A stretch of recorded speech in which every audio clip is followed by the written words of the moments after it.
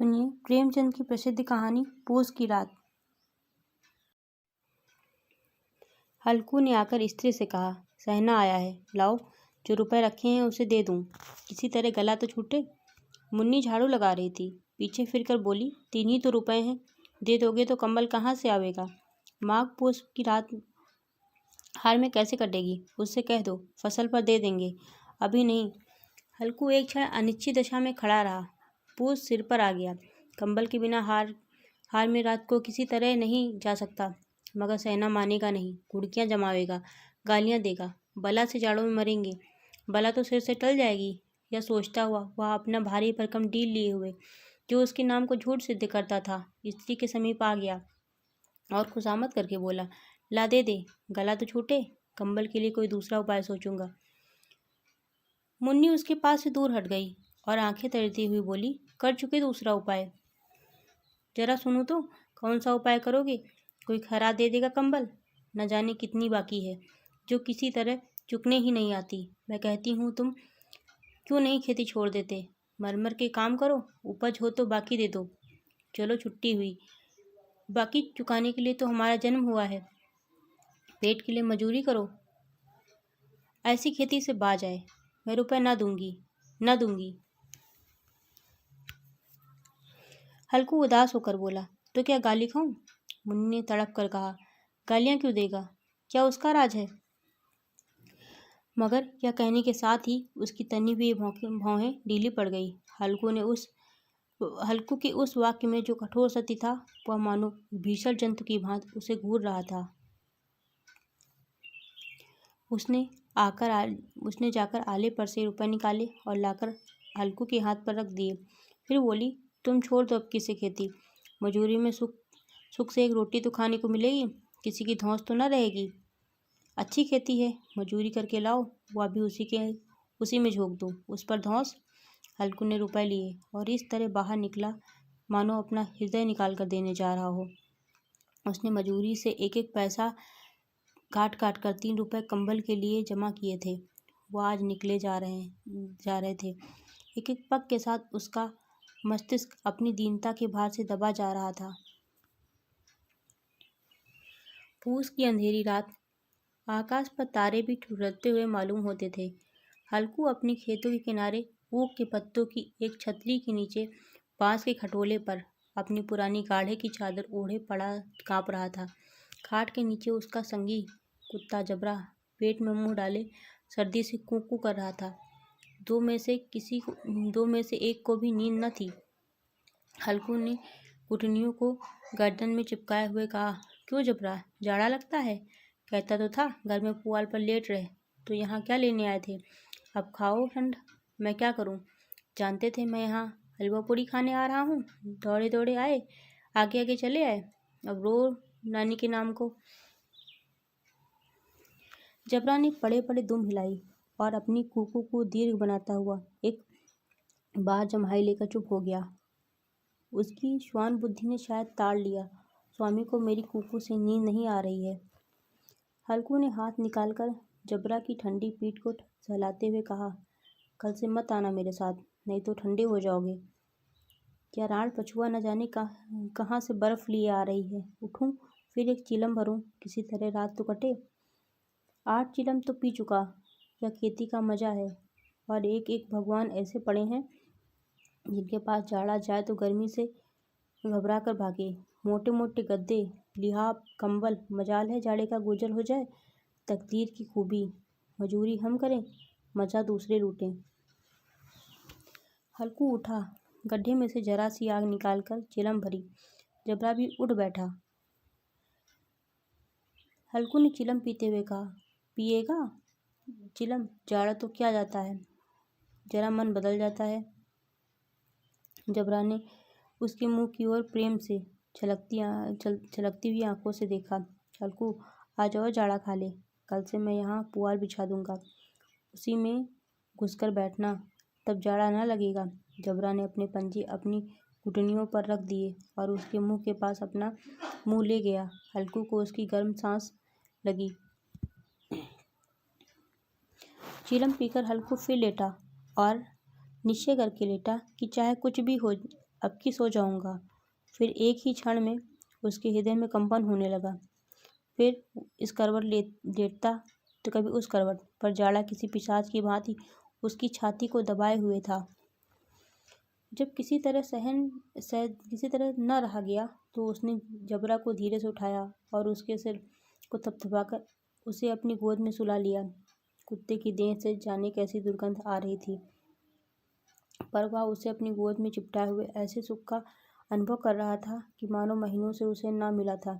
जबरा शायद यह समझ रहा था कि यही स्वर्ग यही है, और हल्कू की पवित्र आत्मा में तो उस कुत्ते की प्रति घृणा की गंध तक न थी। अपने किसी अभिन्न मित्र या भाई को भी वह इतनी ही तत्परता से गले लगाता। वह अपनी दीनता से आहत न था जिसने आज उसे इस दशा में पहुंचा दिया। नहीं, इस अनोखी मैत्री ने जैसे उसकी आत्मा के सब द्वार खोल दिए थे और उनका एक एक क्षण अरूप प्रकाश से चमक रहा था। सहसा जबरा ने किसी जानवर की आहट पाई। इस विशेष आत्मीयता ने उसमें एक नई स्फूर्ति पैदा कर दी थी जो हवा के ठंडे झोंकों को तुच्छ समझती थी। वह झपट कर उठा और छपरी से बाहर आकर भूंकने लगा। हल्कू ने उसे कई बार चुमकार कर बुलाया, पर वह उसके पास न आया। हार में चारों तरफ दौड़ दौड़ कर भूखता रहा। एक क्षण के लिए आ भी जाता तो तुरंत ही फिर दौड़ता।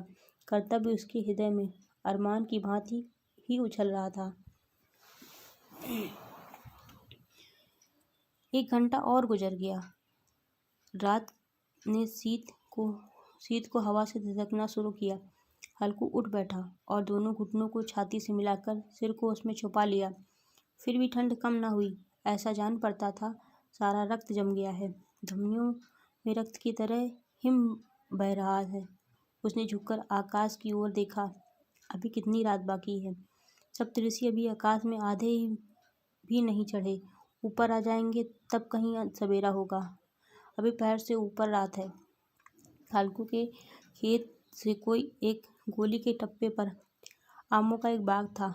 पतझड़ शुरू हो गई थी। बाग में पत्तियों का ढेर लगा हुआ था। हल्कू ने सोचा, चलकर पत्तियां बटोरूं और उन्हें जलाकर खूब तापूं। रात को कोई मुझे पत्तियां बटोरते देख तो समझे कोई भूत है। कौन जाने कोई जानवर ही छिपा बैठा हो, मगर अब तो बैठे रहा नहीं जाता। उसने पास के अरहर के खेत में जाकर कई पत्ते उखाड़ लिए और उनका एक झाड़ू बनाकर हाथ में सुलगता हुआ उपला लिए बगीचे की तरफ चला। जबरा ने उसे आते देखा तो पास आया और दुम हिलाने लगा। हल्कू ने कहा, अब तो नहीं रहा जाता जबरू, चलो बगीचे में पत्तियां बटोर कर तापें। ठाठे हो जाएंगे तो फिर आकर सोएंगे। अभी तो बहुत रात है। जबरा ने कूकू करके सहमति प्रकट की और आगे आगे बगीचे की ओर चला। बगीचे में खूब अंधेरा छाया हुआ था और अंधकार में निर्दय पवन पत्तियों को कुचलता हुआ चला जाता था। वृक्षों से ओस की बूंदें टप टप नीचे टपक रही थी। एकाएक एक झोंका मेहंदी के फूलों की खुशबू लिए हुए आया। हल्कू ने कहा, कैसी अच्छी खुशबू आई जबरू, तुम्हारी नाक में भी तो सुगंध आ रही है। जबरा को कहीं जमीन पर एक हड्डी पड़ी मिल गई थी। उसे चिचोड़ रहा था। हल्कू ने आग जमीन पर रख दी और पत्तियां बटोरने लगा। जरा देर में पत्तियों का ढेर लग गया। हाथ ठिठुरे जाते थे, नंगे पांव गले जाते थे और वह पत्तियों का पहाड़ खड़ा कर रहा था। इसी अलाव में वह ठंड को जलाकर भस्म कर देगा। थोड़ी देर में अलाव जल उठा।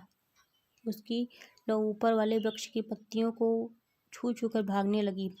उस अस्थिर प्रकाश में बगीचे के विशाल वृक्ष ऐसे मालूम होते थे मानो उस अथाह अंधकार को अपने सिरों पर संभाले हुए हो। अंधकार के उस अनंत सागर में वह प्रकाश एक नौका के समान हिलता मचलता हुआ जान पड़ता था।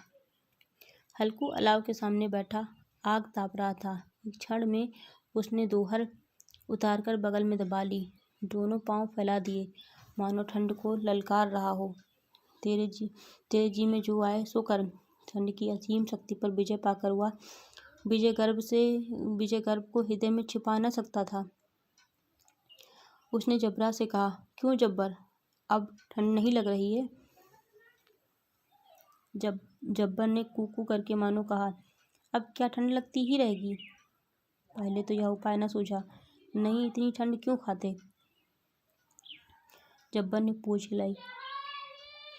अच्छा आओ, इस अलाव को कूद कर पार करें, देखें कौन निकल जाता है। अगर जल गए बच्चा तो मैं दवा न करूँगा। जब्बर ने उस अग्निराज की ओर कातर नेत्रों से देखा। मुन्नी से कल न कह देना, नहीं तो लड़ाई करेगी। यह कहता हुआ वह उछला और उस अलाव के ऊपर से साफ निकल गया। पैरों में जरा लपट लगी, पर वह कोई बात न थी। जबरा आग के गिर्द घूमकर उसके पास आ खड़ा हुआ। हल्कू ने कहा, चलो चलो, इसकी सही नहीं, ऊपर से कूद कर आओ। वह फिर कूदा और अलाव के इस पार आ गया। पत्तियां जल चुकी थी। बगीचे में फिर अंधेरा छा गया था। राख के नीचे कुछ आग बची थी, जो हवा का झोंका आ जाने पर जरा जाग उठती थी, पर एक क्षण में फिर आंखें बंद कर लेती थी। हल्कू ने फिर चादर ओढ़ ली और गर्म राख के पास बैठा हुआ एक गीत गुनगुनाने लगा। उसके बदन में गर्मी आ गई थी, पर जो शीत बढ़ती जाती थी उसे आलस दबाए लेता था। जबरा जोर जोर से फूंक कर खेत की ओर भागा। हल्कू को ऐसा मालूम हुआ कि जानवरों का एक झुंड खेत में आया है। शायद नीलगायों का झुंड था। उनके कूदने दौड़ने की आवाज़ें साफ कानों में आ रही थी। फिर ऐसा मालूम हुआ कि खेत में चर रही हैं। उनके चबाने की आवाज़ चरचर सुनाई देने लगी। उसने दिल में कहा, नहीं, जबरा के होते कोई जानवर खेत में नहीं आ सकता। नोच ही डाली, मुझे भ्रम हो रहा है। कहाँ, अब तो कुछ नहीं सुनाई देता। मुझे भी कैसा धोखा हुआ। उसने जोर से आवाज़ लगाई, जबरा जबरा। जबरा भूखता रहा, उसके पास न आया। फिर खेतों के चले जाने की आहट मिली। वह अपने को धोखा न दे सका। उसे अपनी जगह से हिलना जहर लग रहा था। कैसा दंदाया हुआ था।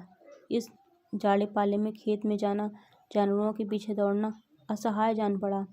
वह अपनी जगह से न हिला। उसने जोर से आवाज़ लगाई, लिहो लिहो लिहो।